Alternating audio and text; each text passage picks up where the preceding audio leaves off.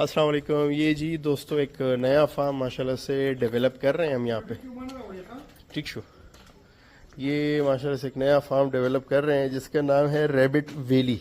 ये लोकेशन देखें माशाल्लाह से बहुत प्यारी जगह है, हवादार है। प्लस पॉइंट इनके साथ ये है कि ये जगह हाइटेड है, ऊपर है, टॉप पे है, जिसकी वजह से वेंटिलेशन बहुत ज़्यादा आउटस्टैंडिंग है।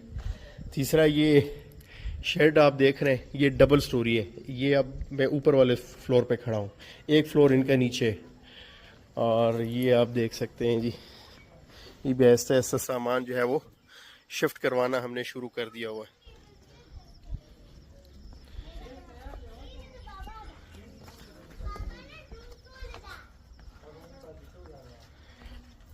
طلق مخنا الارشاد.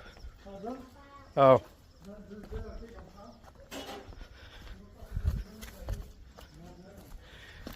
ये जनाब देखिए कि यहाँ पे माशाल्लाह से मैनेजमेंटल एरिया की सेटिंग चल रही है। और ये इस तरफ जो है यहाँ पे रैबिट की जगह है।